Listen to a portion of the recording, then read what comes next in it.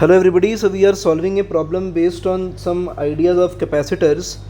So this is based on the initial idea of capacitor, and this problem is from SS Krotov textbook Aptitude Test Problems in Physics. So let us deal with the problem. The problem is stating three uncharged capacitors of capacitance C1, C2 and C3 are connected as shown in the figure to one another and to the points A, B and D having potential phi A, phi B and phi D. Determine the potential phi naught at point O. So if you want to give this problem a try, you can start it on your own. You can take a pause and do it yourself, or otherwise continue watching. So when I will be solving this problem, instead of writing potential as phi, I will be writing it as V. So over here, if I consider that this capacitor is storing a charge Q1, this one a charge Q2 and this one a charge Q3, so we can definitely say that the sum of the charge, so according to the conservation law, since initially they were not holding any charge, and finally when these points are maintained at potential VA, VB and VD, they obtained a charge Q1, Q2 and Q3. So we can say that the amount of charges which is entering or passing through passing through the point O must be 0. So if a charge Q1 is on this capacitor C1, then it must be passed on to Q2 and Q3, that is capacitor C2 and C3.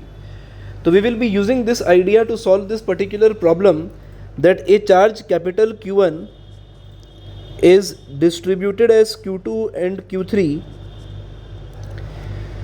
And apart from this, we are also using the working formula that Q equals CV, where V is potential difference. So V is going to serve as potential difference. So if we apply this working formula, then over here let's get started.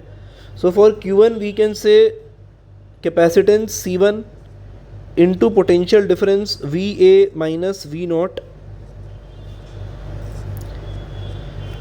For Q2 we are writing C capacitance C2 potential difference V naught minus VB. For 3 we are writing C3 potential difference V naught minus VD. So this is the expression that we have, and from here we can calculate the expression of V naught. So if we calculate V naught, so we are writing it as C1 VA minus C1 V naught is equal to C2 V naught minus C2 VB plus C3 V naught minus C3 VD. And from here if we calculate the expression for V naught, so V naught can be written as C1 VA plus C2 VB plus C3 VD divided by sum of the capacitances that we have, that is C1 plus C2 plus C3.